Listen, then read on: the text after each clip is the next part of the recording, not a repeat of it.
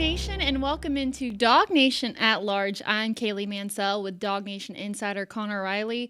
We both got the chance to attend Monday's press conference, and maybe one of the unintentional. I just had like a "That's So Raven" moment from hearing that noise flashing. It's so bad. I know that we were in the press box, so we probably couldn't hear it as loud as people on the field, but the second down noise, it was terrible. And aside from Cody, I never want to hear it again. Yeah, I don't know if you've ever seen the 2022 adaptation of All Quiet on the Western Front. That is where that sound is from. It's a tough movie to watch about the deterioration war has on human beings, and I think there are a lot of Georgia fans that sympathize with the main character in that film. So I actually learned this yesterday. Maybe I'm not as cultured as I thought I was, because I thought it was pulled from the "I Wanna Rock" song that was really popular like a year or two ago. So I didn't know what it was until yesterday. I learned that, but I knew off the bat. I mean, it was cool with the lights at first, but did not like that sound. Would be okay with not hearing it moving forward. Yeah, I think that sound maybe perhaps needs to go the way of the black jerseys, and we just never mention it again.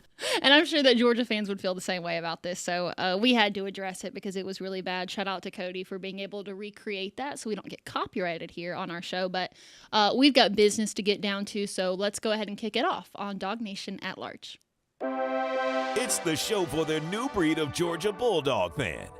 This is DawgNation At Large with DawgNation insiders Connor-Kaylee and Kaylee Mansell. All right, we've got a lot to get into, so we're just going to go ahead and get it started. The premise of today's show is really going to be about why points matter in the upcoming game against Kentucky. It doesn't need to be a close game. It doesn't need to be an instant classic. It needs to be a Georgia blowout, and we're going to walk through some of the reasons why we feel that way.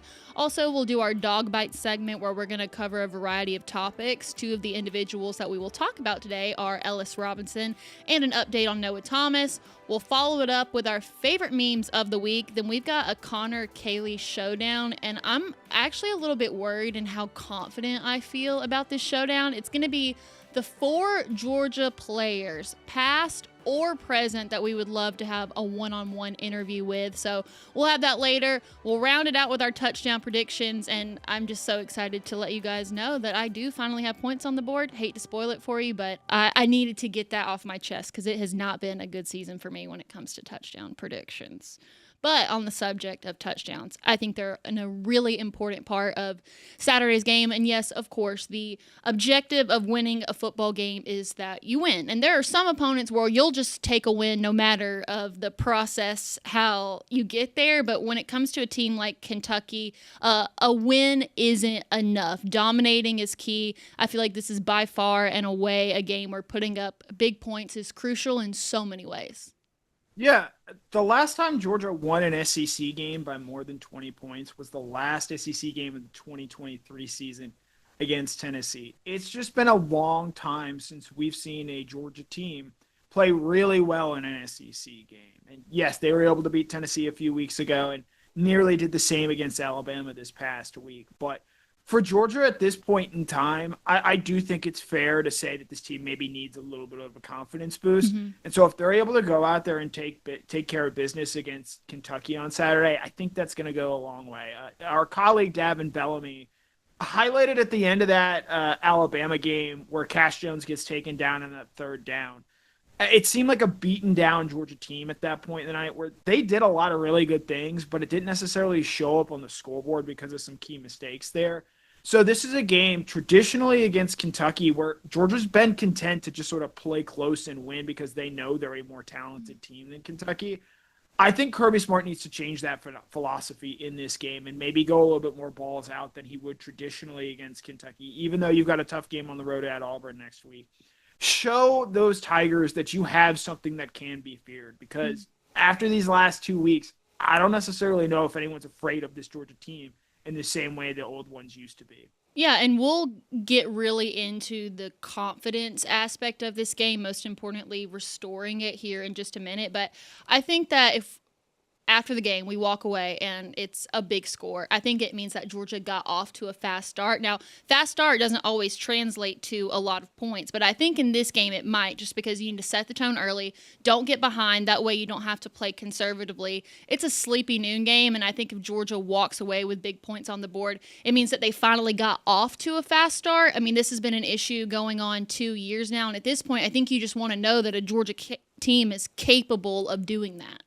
Right, you don't want Georgia to get the ball for the first time in the second quarter and find them trailing by 2 touchdowns, which has been the case in both SEC games so far this season. I would also say the importance of getting off to a fast start. You get out to a big lead. You're able to get your guys some rest, because Auburn is going to have a rest advantage when they welcome Georgia in to Jordan-Hare Stadium next week. And so I do think that this is a game where you don't want to mess around. You want to get out to a big lead. Maybe even get some of your younger guys some SEC experience. We saw how important that was back in the 2022 game against Vanderbilt and how that might translate moving forward. So I think that this is a Georgia team with what they have on the schedule moving ahead, where this looks like it could be the last sort of maybe perhaps easy game for quite some time. Mm-hmm. It's a game they have to come out, really take care of business right away and show that they can compete at a very high level. Because, last season, even though, yes, they won the SEC and were able to find a way to win all the games they needed to, they struggled against Kentucky early in the season, and they struggled in games they should have won by a larger margin. And I do think that started to wear on the team as the season progressed. And then when they got to that Notre Dame game, they had been straining for so long that their legs just sort of gave out underneath them. Yeah, and I think the fast start applies to the defense as well. And we've heard Kirby Smart put a lot of emphasis on this. And looking back at that Alabama game, it was so obvious how fatigued the Georgia defense was, primarily because they spent the entire first quarter on the field. So if defense can execute a 3-and-out situation, or even just be better about not allowing the opponent to convert third downs, obviously that means less points on the board for Kentucky, but it also gives your offense more opportunities to score. And that way, before you get into what's still a really tough SEC schedule, I think you can get the defense in a rhythm that's really been missing over the course of the last 2 games. So not just an offensive fast start, but I think this also applies to the defense as well. Yeah, we talk about game flow, and it speaks to how hard things were for Georgia on Saturday, where you go back, you remember that big drop Ryan Williams had in the first quarter of the game. It didn't end up mattering because Alabama still scored a touchdown on that drive anyway. But I think if you're a Georgia partisan, you look back on that and you probably wish, that Williams had caught that long pass, because I do think that the lack of snaps that the offense played in the first quarter ended up showing up and mattering over the course of the game. I think you're absolutely right, Kaylee, and it seemed like that defense wore down over the course of the game. It's not a surprise to me that Alabama, I think their most successful rushing drive of the night came on that final drive when Georgia knew they were going to have to run the football, and yet they just could not stop them close enough to the line of scrimmage to ultimately make things difficult enough for the Crimson Tide. So getting off the field on third down, I'd say for this defense, we talk about pressures, we talk about forcing turnovers. That's the number one priority for this group this week. Getting the third down, something they've proven they could do against Alabama a week ago, but they have to be able to get off the field when presented the opportunity. They didn't a week ago, and I think it's maybe perhaps the biggest reason why that defense lost that game for Georgia.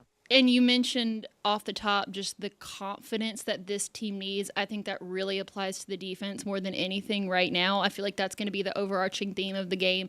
Several players and even position groups, I feel like they're internally struggling, and dominating this game gives you some juice before you have to go play on the road at Auburn. So I think it's not only crucial from a player confidence perspective, but also public perception, because of something that you said earlier. I don't know if there's any team at this point that fears Georgia, and that's not at all what we're used to seeing.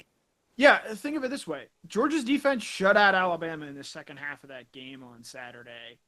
And the biggest concern coming out of it, and we can nitpick the specific play calls all we want, but the biggest long-term concern is just this defense. We talk about the pass rush. We talk about Ellis Robinson, who we're going to get to a little bit here later.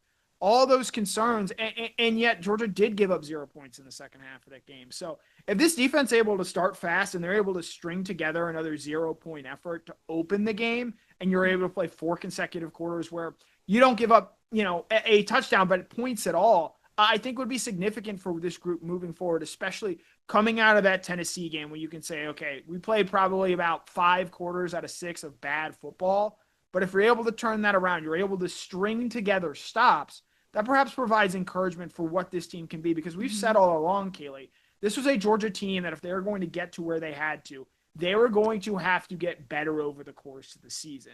We've seen them do that in some areas. Some, the pass rush in particular, have not caught up yet. But they've got time to get there, but they might be running out of losses that they can mess around with after the Alabama game this past week. I think this is probably one of those games where I'm totally fine with not seeing Peyton Woodring on the field unless he's kicking an extra point. I think it's really important to keep the run game going because there is a lot of momentum from that coming out of Alabama. But also at the same time, I think that this is a good opportunity to build some confidence back in Gunnar Stockton as well, because going back and watching the Georgia-Alabama game, there were a lot of times where there was an open receiver downfield and Gunnar just chose to take the safe shot, which is not at all what he did in high school. So I think at this point you need to see him be more willing to take those shots downfield and in turn have some of those receivers bounce back after that game and just show Gunnar that he can rely on their talent, because we know that Gunnar is capable of making those passes. We saw it versus Tennessee, but I feel like Gunnar played very conservatively in the game against Alabama. So in playing a defense like Kentucky's, this is a really good opportunity for Gunnar to execute more of that downfield passing. Yeah, you think back to that first quarter of the game where Ty Simpson was electric and played as well as I think any quarterback has for a half against Georgia. Gunnar Stockton didn't complete a pass in the first quarter of that game. And I do think that while he was not the reason that Georgia lost, he was low on the people you could point to and blame. I do think that he was perhaps overamped to start that game, and it took him some time to get into the rhythm and flow of the game. And that, in part, is why Georgia found themselves behind 14-0. We talk about his rushing ability and what he might be able to do there. I found it fascinating that Georgia didn't have a designed run for him until the third quarter, and it ended up being for a 21-yard gain on a key third down. So I'm just very interested in seeing, hey, this week, Stetson Bennett, when he was the quarterback at Georgia, said he liked to get hit early in the game so he could sort of get into rhythm and calm the nerves a little bit, as weird as that might sound to some people. I wonder if Georgia considers doing the same here for Kentucky, because when you think back to the Marshall game where they did have that fast start, Gunnar's legs were a big reason why that was the case. Now, as you mentioned, Kaylee, he's got to do a better job, I think, of pushing the ball downfield. I'm fascinated to see how they go about integrating guys like Noah Thomas, but also Zachariah Branch, who only had 3 catches a week ago. And part of that's because Georgia only had 20 pass attempts. But they've got to find a way. They've got too many talented pass catchers on this team, in my opinion, to not spread the ball around more than they did last week against Alabama. So this is my last point on this, and I think that this is the one that is most obvious. At this point in time, Kentucky is perhaps the worst team in the SEC. They have a ton of vulnerabilities, which I think that Georgia needs to expose, and that way that they can make the statement that we're looking for. Specifically when it comes to their lack of offense, just looking through some of the numbers, they've had 4 interceptions this year, 2 of which came in their last game against South Carolina. They've allowed 9 sacks, 6 of those which also came in the game against South Carolina, also 5 fumbles on the season. So Georgia's got to exploit these. No player on the Georgia defense at this point has scored a touchdown all season. I would like to see this change in this game, because I do feel like out of the 2 teams that are the, 3 SEC opponents that they've played, including Kentucky, this would be the one where they could most likely do that because of Kentucky's turnover. So I also think that a big score at the end means maybe that a defensive guy finally got in the end zone. Yeah, Cutter Boley, Kentucky's quarterback, making his second career start, coming on the road. It's a game where you just want to see this defense play well. And they did it in spurts against Alabama, but you want to see those impact plays, those sacks, forcing turnovers, something they didn't really have much of an opportunity to do outside of a dropped potential interception from KJ Bolden. I think that this is a Georgia defense. You need to see them make those plays, because if they do, especially for a mostly young group, I think that's going to allow the confidence to sort of flow through this team. So to sum all of this up, at least from my perspective, points matter. It shows that Georgia didn't just go through the motions. They didn't play to the level of their competition. It is very evident in this game that Georgia has a way bigger talent advantage than Kentucky. I don't know if there's one player on Kentucky, with the exception of maybe the running back, that Georgia would take if they had a chance. It is very clear the talent difference in this game, and I think that the players, the fans, and also the national media needed to be reminded of this with a big, dominant game for Georgia. You're Georgia. Play like it. Don't mess around with your food like you have in the past traditionally against Kentucky. Ironically, the last time they hosted Kentucky was one of the rare exceptions with that since Kirby Smart has taken over this program.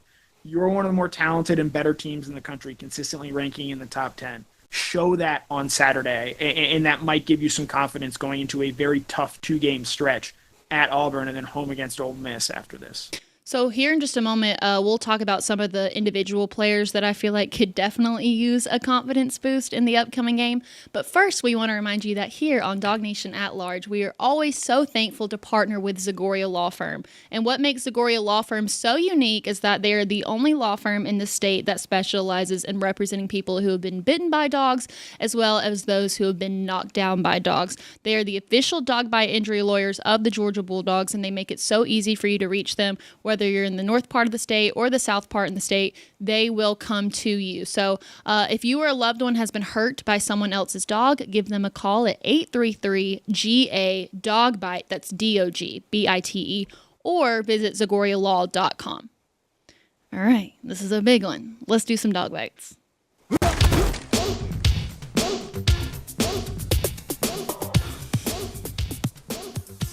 I hate that it feels like we have to keep having this conversation about Ellis Robinson. I know a lot of people don't care about PFF, but it's a really good grading system for us to use. You look at the PFF grade against Alabama, it was a 50.5, which was the second lowest on the defense. The missed tackles, the unsportsmanlike call, which in the moment it felt really bad. Watching it back, okay, I could see the confusion there. It was really hard to watch, though, and I think it's been tough for DawgNation to accept that Ellis Robinson wasn't this plug-and-play guy. With him, I just think it takes time. Yeah, and again, we talk about physicality, and that was the reason he wasn't on the field. You go back and watch that first touchdown he gave up to Jeremy Bernard, where he's supposed to be playing press coverage there, doesn't get his hands on him, and just gets beat for an easy slant. He was a star player at IMG Academy in high school. This is the SEC. You've got to be more physical. And he actually, over the course of the game, did a better job of that with having a pass breakup on third down in the end zone on a later drive in that first half. But for Ellis, he needed to have a great week of practice this week because DeMello Jones, I thought, outplayed him on Saturday against Alabama, and he's just as capable, and I think he understands what Georgia is about. So I'm going to be really interested this coming week against Kentucky because we know Daniel DeHarris did not play at all against Alabama last week. What does that other cornerback spot opposite Dalen Everett ultimately end up looking like? Because I don't think last week was the best showing for Ellis Robinson. When you factor in what he did against Tennessee, I'm going to be really interested in seeing what his response was to what has undoubtedly been a tough week for him. I'm not trying to be too much of a Disney dog about this, but there is a really big parallel to notice with Ellis Robinson, and that's Dalen Everett. Think back to Dalen in year 2, who also, by the way, was a 5-star recruit, who also went to IMG. His second year in the program, people were ready to write him off. Now he's one of the most trusted, consistent, and experienced players on this entire team. I think with cornerbacks, because it is one of the toughest positions on the field, it just takes time. And so I understand you want to see a guy that was really highly rated, he's making a lot of money, be able to adapt quicker. But if we're looking at the player comp between him and Dalen, I think with Ellis Robinson, time is going to be on his side moving forward. Yeah, with the cornerback position, there's no hiding out there. No. Everyone sees you when you're in coverage. And so I think that only magnifies Ellis's mistakes. And look, he's not the first cornerback. You mentioned Dalen Everett. I'll mention Keely Ringo as well, another 5-star cornerback. We talk so much about these guys and the need to get them and bring them in. But I think, unfortunately, sometimes the expectations end up working against them, and we're even more critical on those mistakes because of where they were ranked as prospects coming out. Okay, so after the game, even though I was very hesitant to go on social media because I knew what it would entail, one of the things that I saw, apart from the 4th-and-1 call, which we're not going to get into, a lot of Georgia fans were wondering, where is Noah Thomas? I also wondered the same thing, so I asked Kirby Smart about it on Monday. This is what Kirby had to say about Noah Thomas. Noah's been great, man. Noah's another guy that is a culture winner for us. I mean, he competes so hard. He starts on the special teams. He rolls in and plays sometimes with Colby, but at the same position as Colby. And he hasn't gotten some of the breaks that Colby has in terms of when he's in the game, but he has a lot of the same similarities. We've had 2 or 3 shots that early in the year he would have hit. He was wide open, but we had protection breakdowns. It just hadn't happened, and he hasn't pressed because of it. All he does is, what do we need to do to get better, Coach? Tell me what we need to do to get better. What do I need to do to get better? And he continues to grow and buy into that. And when you have that kind of culture, it helps you win. So here's where I stand on Noah Thomas. Clearly, he's not going to be the offensive MVP of this team at this point, but I'm not ruling him out just yet. I think his time will come. He's still a really great asset to the team, and if what Kirby said is true, then clearly this isn't affecting him as much as I would have thought it would, honestly. I think the issue here, it's not even so much what Thomas does or brings to this team. He's just not a better player than Colby Young is right now. And there is a lot of skill set overlap between what Thomas brings to the table and what Young brings. And while, yes, Young didn't play for the final 9 games of the 2024 season, he does have an extra year in this system. And I can't argue to get Noah Thomas more targets if that comes at the expense of Colby Young. Colby Young had a touchdown catch on Saturday, as our own Cody Chafin's predicted here. And so I think the issue, you got to find a way. And again, this just comes down to plays. You know, Georgia only had 55 plays on Saturday. So if their offense is able to be on the field a little bit longer, that allows you to spread the ball out a little bit more. Yes, Noah Thomas only has 3 catches in the season, all of them coming against Austin Peay. He's got to continue to perform well and play well in practice. But to me, the biggest thing with Noah Thomas and the reason he's not playing, I think it's just because Colby Young is a better option right now than Thomas is. All right, so let's talk about the freshmen on this team. There's the good and there's the bad. The bad is that Juan Gaston missed a crucial block. Talon Taylor dropped a wide open pass. The good is that Elijah Griffin and JJ Hane have looked really good up until this point. When it comes to freshmen, it's really cool to see them out there on the field because you know that they've clearly practiced really well and they've got the natural talent, but also too, I feel like you have to show them some grace in some ways too, because that was a massive game for them to step into. So I know it sucks when the big moments don't happen and it feels like it's their time, but you have to remember these are young guys that are still getting used to the physicality of playing in the SEC, and there's also a ton of nerves that come with that as well because they care. So I would like to see some more freshmen get out there against Kentucky, maybe some redemption plays for some of the guys that did not have the big moment on Saturday, but also that's just part of it. You know, there's not as much depth in college football as there was anymore because everybody's spread out, so you kind of have to play those guys. But again, it just all goes back to timing is so important, and their time will come. Yeah, it's clear, it's a positive that Georgia views that guys like Talon Taylor, Juan Gaston, Dontrell Glover can help them in big games against an Alabama. But that's sort of the downside, though. Talon Taylor just let the ball go off his hands there, and you know there's no one out there that hates that he didn't make that play more than himself. I'll push back a little bit on the clarification of the Gaston penalty, or the Gaston whiff. I think that's on both him and Dontrell Glover, maybe not fully communicating on that play there. But again, you know, it just speaks to you've got 2 freshmen on the right side of your offensive line.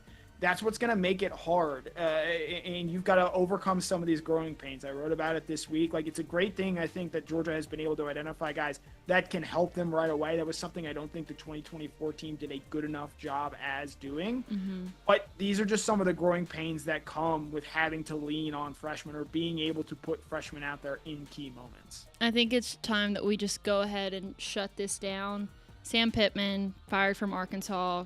You hated to see it coming, but you also knew at the same time it was a very real possibility. I do think that he got a good buyout because he was over a certain win percentage, so good for him on that front. But I don't think that he's coming back to Georgia. It would be awesome to see it, but that man is probably going to retire in his nice lake house, maybe spend some money on some horses. So I feel like let's just go ahead and get that perception out of our minds now, because if the offensive line doesn't continue to get better, of course people are going to be calling out Stacey Searles knowing that Sam Pittman is on the table, but I just think it's unrealistic that he comes back into that role.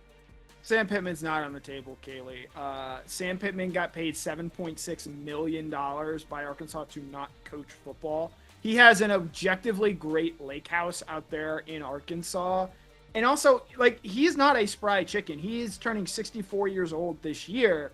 And again, just going through everything he went through at Arkansas, you know, and we know how Kirby likes to grind on his assistants and how important recruiting is. While Sam Pittman is obviously great at that and obviously great at development, when you've made so much money, when you've shown that you can be a head coach in the SEC, I just don't think the appetite is there to go back and be an assistant line coach or an offensive line coach, excuse me. So I think Sam Pittman, great story, obviously beloved by Georgia.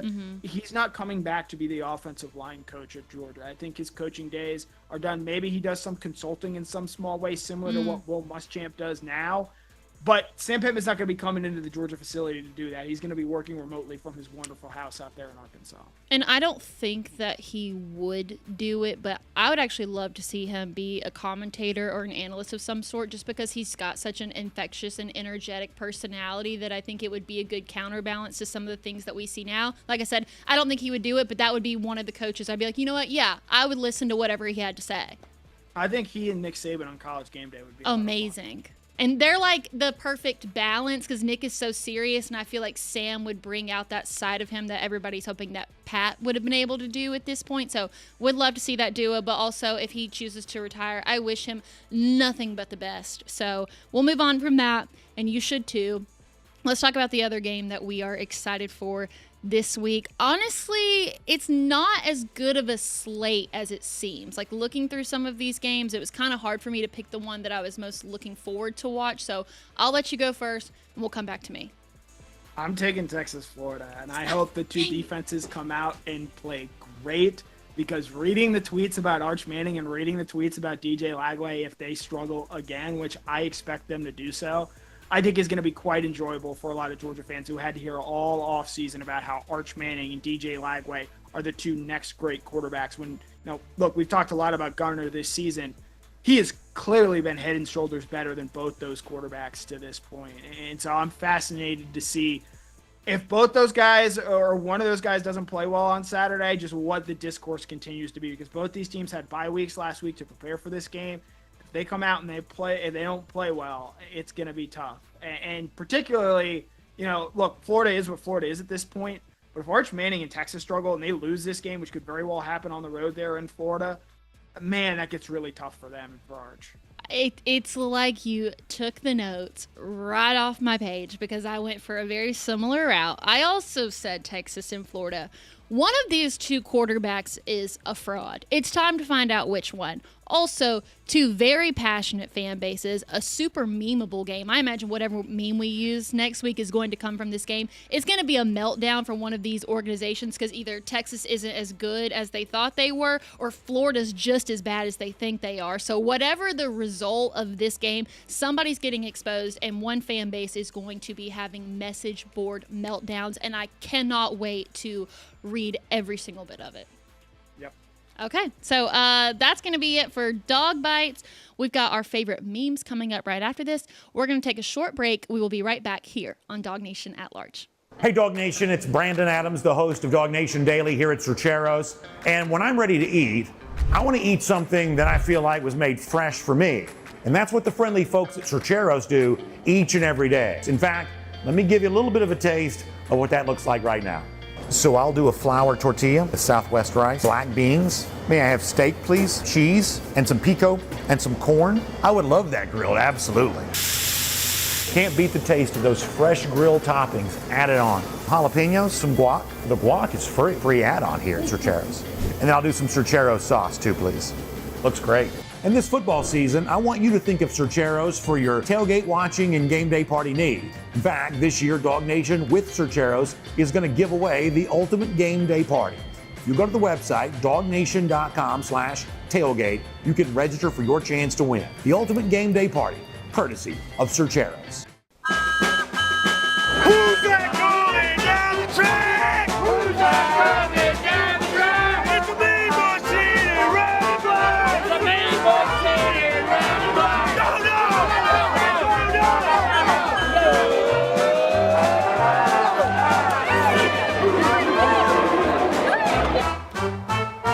What's up, everybody? Yeah, this is where we welcome in our good friend Cody Chaffins. Also probably need to add the Ellis Robinson unsportsmanlike conduct penalty onto that meme. I'm not using this, but I saw one. It was perfect. It was like, this is how bad my FOMO is. So we might need to add that one to the mix. That play, like, you get it because Ty Simpson was jumping, you want to jump, but, like, it's just one of those things that some people, it never comes up. You don't know that rule. I think him being as like slight of frame as he is too makes it look even worse. And he can like jump high, yeah. Like his athleticism actually, I think, worked against him on that play. But we can't say that he didn't play with fire, passion, and energy because I definitely took that away from that. All right, Connor, kick us off this week.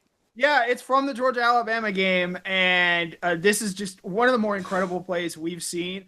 Less than a minute to go before the end of the half, Alabama calls a wide receiver screen to 360-pound offensive lineman Caden Proctor, and Georgia, like, understandably not really sure how to cover this, and Proctor bulldozes his way to a first down, nearly gets into the end zone. Obviously, it stinks that it happened against Georgia, but just, like, what a play and what a moment to pull this out. And I have to imagine this won't be the last time we see Caden Proctor with the ball in his hands. We didn't play it just for ESPN, didn't want him jumping all over us, but you got to be so glad he didn't score. Like, it's already getting played enough, but if the dude scores right there, ugh.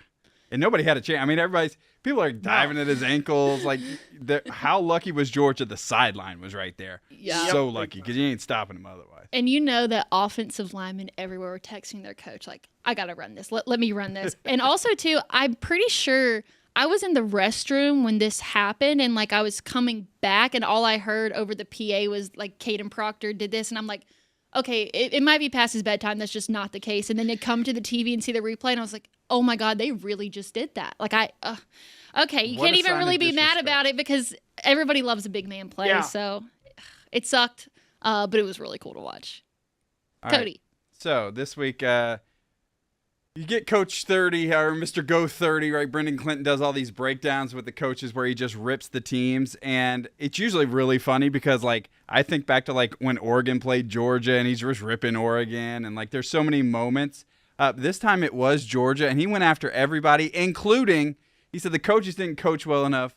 Players didn't play well enough. The mascot didn't mascot well enough. And this is clearly not Ugga. I don't know who this is, but this is what he put in his video. Everybody got called out on this video. I think a lot of dog fans, it just feels it's not as much fun when it's the players that you care about. Yeah. But a lot of it's some stuff that you'd see on the message boards and on Twitter after the game anyway.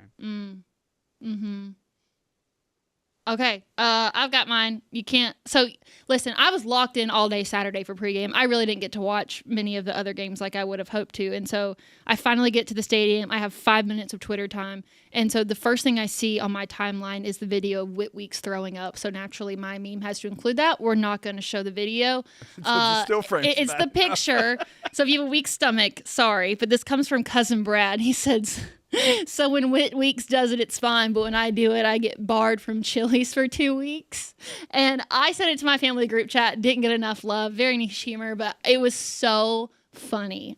So that was a really brutal thing to see as like my first like moment on the internet after pregame. But it was the narrative wrote itself for the Whit Weeks, Landry Kiffin, Lane Kiffin storyline. So what a way to finish it out. Yeah, we set it up last week with Lane actually replying to a tweet about this whole situation with his daughter dating Whit Weeks. He replied again. Somebody else put, what did she give to Whit Weeks? He's out here throwing up. And Lane Kiffin said tempo is what got him. So Lane not afraid to get out there and do a little trolling this week. He's not, at least he's going to do it to Kirby Smart. He'll do it to Whit Weeks as well. So he's not afraid to weigh in on any and everything now. So sleepy noon games, we don't do sleepy noon games here. We're giving you Connor-Kaylee Showdown, our full effort. But before we do that, I do want to remind you that I get the chance to talk to both Connor and Cody on our DawgNation Game Day show. It's going to be an early one. Bring your coffee, 10 a.m. And if you're in Athens, come see us at Jittery Joe's. But we'll have Cody on. He'll give us some behind-the-scenes footage of stuff that happened in the game against Alabama. And Connor, it's really one big free-for-all, but he'll definitely give us a vibe check on what the stadium's looking like that early. If you want to get a reminder when we go live for DawgNation Game Day, the easiest thing you can do is go to our DawgNation YouTube page, hit subscribe there, and then click the bell right next to it. That way you get that notification, and you can be with us for DawgNation Game Day. So check us out on Saturday, 10 a.m. And now I'm really excited because I feel really good about this one. Let's do a Connor-Kaylee Showdown. It's time for the Connor-Kaylee Showdown.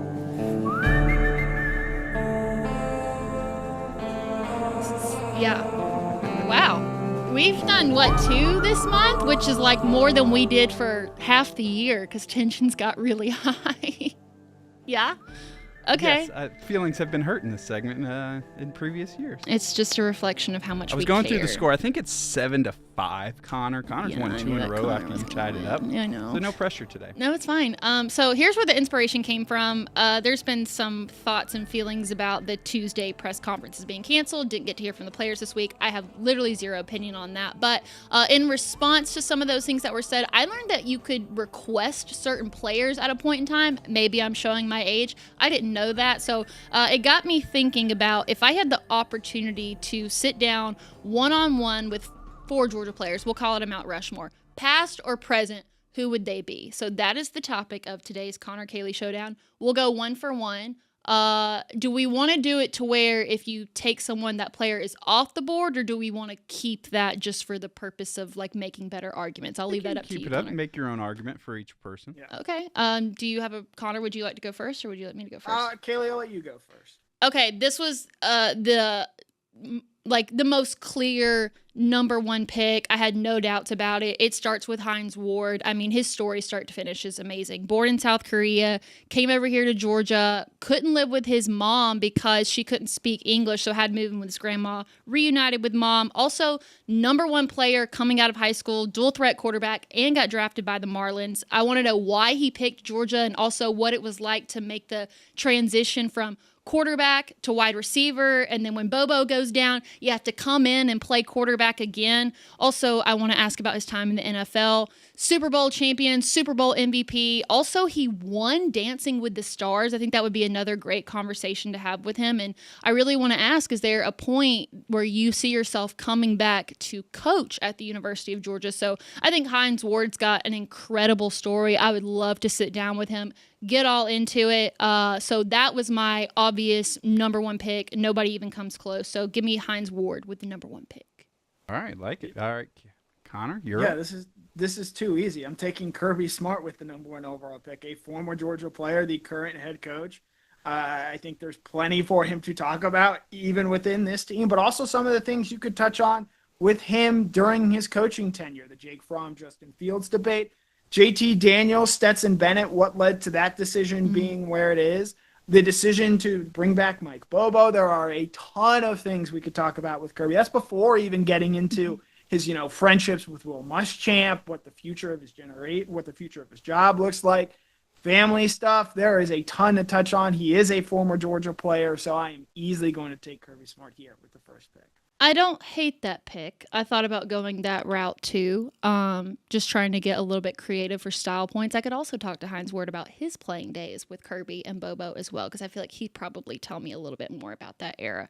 All right, so this is my controversial pick. This one's a little bit personal, a little bit recent. I would love to talk to George Pickens. And this, no pun intended, I would just love to pick his brain because I know that he's got some crazy behind-the-scenes story from his time at Georgia. Also played at Hoover High School, so I'd want to know more about like the Rush Probst lore from him. Even though he didn't play for Rush, it was a long time ago. I'm sure some of that information is contained within that school. Also, why did you make the decision to flip from Auburn to Georgia? I want to know everything about what happened in the Georgia Tech game where he got in the fight in the end zone. Also to now, recently, the trade from the Steelers to the Cowboys. Did he know it was coming? What was that like? And also, as a personal thank you, he has been amazing for my fantasy team. So only dog I have, I want to thank him for that. But I just want to understand his brain a little bit more. I think it'd be really entertaining. I think he'd have a lot to share from his time at Georgia, even in that first national championship game. So my controversial pick is George Pickens. In a similar, George Pickens, obviously very cool. I'm going to go with the coolest player to ever play for the Georgia football program. That is going to be Mr. Todd Gurley. Notoriously not a great quote, but I just think some of the things that he did during his time, it would be great to rehash. Also, some of the NCAA stuff, I don't believe there is a more sympathetic player to what is going on with NIL, with revenue sharing, than Todd Gurley, given how that impacted his own career. And again, our own college careers overlap, but there is no cooler player in person that has walked through Athens than Mr. Todd Gurley. So that is an easy second pick for me. Plus, you'd want to hear about the suspension story as well. Like, get into those details. I think those are just as fun as, like, everything else. So I like that one. My third pick, I felt like I needed to pick a current player on the team. And I know we have access to them, but if it was like a no detail spared, everything is on the table, KJ Bolden would by far and away be my number one pick. I want the entire recruitment process story, no detail spared. I want to hear all about it, the relationship with his dad, the perspective of that growing up. Also, too, if the guys at Buford acknowledged that the curse was real and what was the reception from the players on his team at the time, making the decision to go to Georgia. Also, too, I'm hoping that he can give me some insight into not only what happened with Justice Haynes, but also Caleb Downs, because they're boys. And then you can talk about what it was like to play with Malachi and Dan, just the overall vibe of the team now. But I'm really interested to know with what happened with KJ Bolden during recruitment and his time at Buford. So if I had to take a current player to sit down with, it would be KJ. I am not taking a current player, but I am taking a recent memory player. Give me Stetson Bennett. As interesting a story, you can talk about the walk-on, the decision to leave. We could talk about the Good Morning America interview. We could talk about his, what happened at the second championship parade and how he sort of acted that day.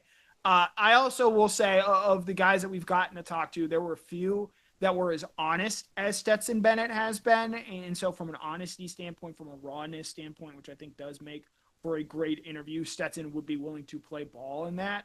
And again, he's a two-time national championship winning quarterback. You talk about the Tennessee game. Stetson has a bag of stories that are as deep as his bag of plays at the University of Georgia. Pretty fun. All right.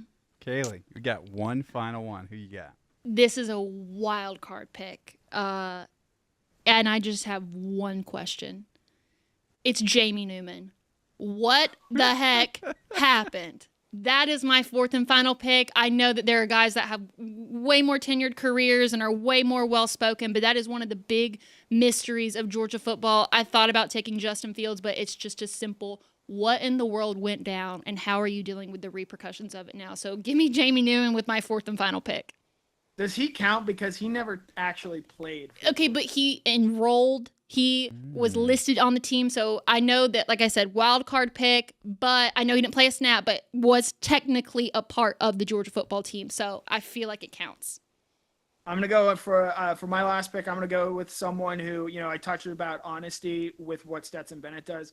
This guy saw some things at the University of Georgia, played on the iconic Rose Bowl team, was also there that last year, Rick, where there were a lot of great behind-the-scenes stories. And as anyone who tunes into DawgNation Daily on Wednesdays knows, he's willing to say just about anything that comes to his mind. So give me Davin Bellamy, someone who can touch a little bit on the Rick era, but towards the end can talk about Kirby in the modern era, can talk about that iconic Rose Bowl game, screaming humble yourself at Baker Mayfield afterwards. Davin's a great storyteller, as we all know. So maybe this is very easy and feasible to pull off, but give me Davin Bellamy with my fourth pick.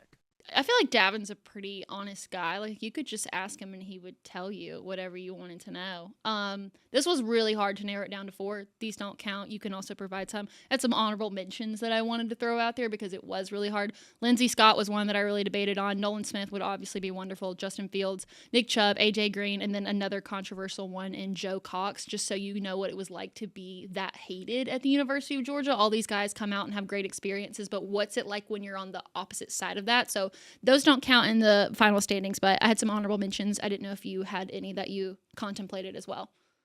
No. All right. Okay. So it is decision time. So for the record, we got Kaylee with Hines Ward, George Pickens, KJ Bolden, Jamie Newman, Connor with Kirby Smart, Ty Gurley, Stetson Bennett, Davin Bellamy. Things I will say. So what's interesting about this is, are these guys you want to have a beer with? Is this the setting, or is Cody setting up a 2-camera shoot and we're going to do this thing? Because I do think, or are these guys injected with truth serum? And that part of it would just be fascinating, because I do, like Connor, you got Kirby, Todd Gurley, Stetson Bennett. There have been times where those guys will give you that much, 0, nothing. But on truth serum, or if they're agreeing to the interview and they understand that things are on the table, I think those guys would be fascinating. Davin, this is the one thing we talked about with this for a long time. When we do the Connor-Kaylee Showdown, you got to appeal to the judge a little bit. Of course, I was right there for the humble yourself moment. Of course, he's a shambly bulldog like me, so that's always, that's very smart, Connor. Kaylee got in her bag a little bit. That's what I appreciate about her list. Hines Ward is not one that did not come to the front of mind, but when she started going through the things and like the stuff you could talk to him about off the field, whether it's Dancing with the Stars or all that stuff, is really interesting to me.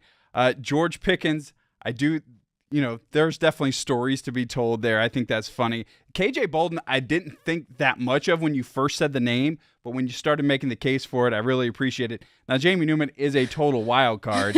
Would that conversation be 5 minutes or would it be an hour long? That's the question. So I've got to pick one. It is very frontline heavy with Connor Riley, Kirby, Todd, Stetson, even Bellamy. But I'd really liked Kaylee's. She brought me around. Like, of course, I could name all those reasons I would want to talk to those guys, Connor. But I think Kaylee making the arguments really dug deep. I appreciate it. We'll give the win to Kaylee today. So closes the lead a little, 7-6 now.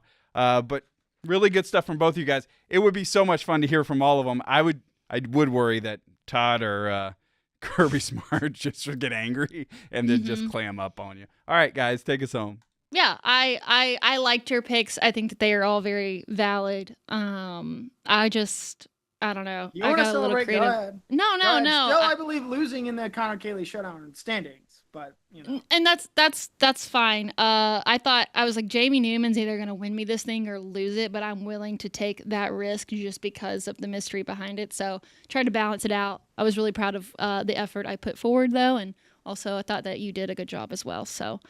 All right, now let's talk about something that we're both currently losing in. That is touchdown predictions. Cody, the clear winner so far. He got one right last week with Colby Young. Yeah. 3 points on the board. I finally got one. Shout out to Josh McCray. And then Connor with also just one. Now, this is the point in the season where you have to start thinking about strategy because we're getting closer and closer to the back end. And so when do you want to use players for a second time? So this is when we could see some repeat offenders. But right now, Cody, the clear front runner, it's so hard to do these.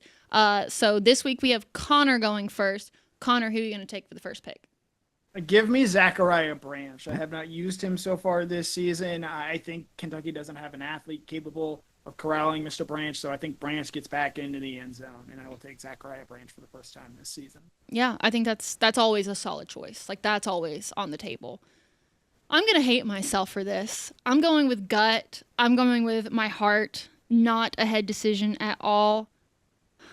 I think it's Noah Thomas time. I think that Kirby knows that Noah Thomas needs it.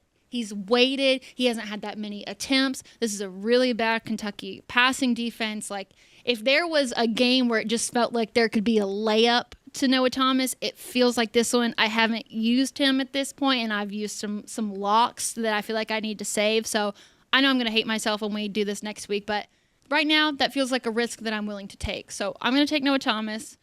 Cody. My first reaction was, Kaylee, you might as well take a tight end. Like, let's talk about people that aren't going to catch a ball. If he did you plant this seed in Kirby Smart's head? You went to that press conference, specifically asked about Noah Thomas. If this seems, I don't know. This seems shady. I agree. No, I never intended to ask Kirby anything. Like, I typically just sit back and listen. But when you get to a certain point and you realize that nobody's going to ask the question, then might as well just go ahead and do it yourself. Now, if that puts Noah in the back of his mind, then great. Some psychology or whatever is happening. But no, I wish that I had more insight about what was going on in the Georgia playbook at the moment. So it feels like maybe it's now. So Cody, you've got to pick. Yeah, I think about Georgia, Kentucky, and Kirby likes to talk about the slugfest and the slogfest and how it's always, this really physical game. So that sounds to me like Georgia gets down to the 2 and they got to punch it in. And this time, when they really got to get a yard, they're not going to go Cash Jones. They will go Josh McCray. So I will go Josh McCray. Cash could be a great redemption story. I don't know if I thought it about happens Cash. this I week. thought about Cash.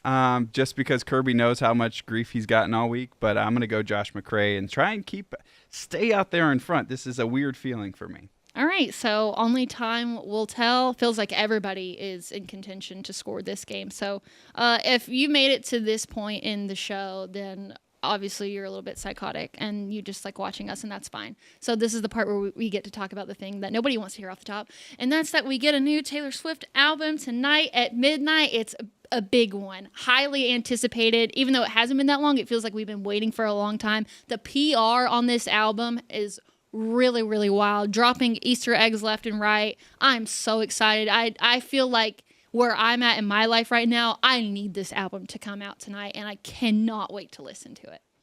Yeah, I'll be interested in seeing how it goes. You know, it's a very different album than I think what she has released in some time, a shorter album, 12 songs, 42 minutes. So I'm going to be able to power through that thing and still get to bed by about 1 a.m., which I'm very excited about. So excited tonight to hang out with some friends and listen to the new Taylor Swift album. There is never a guarantee that it's just 12 songs. You never know with Taylor Swift. But I think it's important with any album when it's released that you need to listen to it from start to finish, because I do think it tells a story. I will be breaking that rule tonight. I'm going straight for Eldest Daughter. I feel like it would just be good for me to hear that. So we're going, I believe it's track number 5 is Eldest Daughter, which track 5 is always a really big deal. So I'm going for it. Because I know a lot of Eldest Daughters, and they are very eagerly anticipating that song.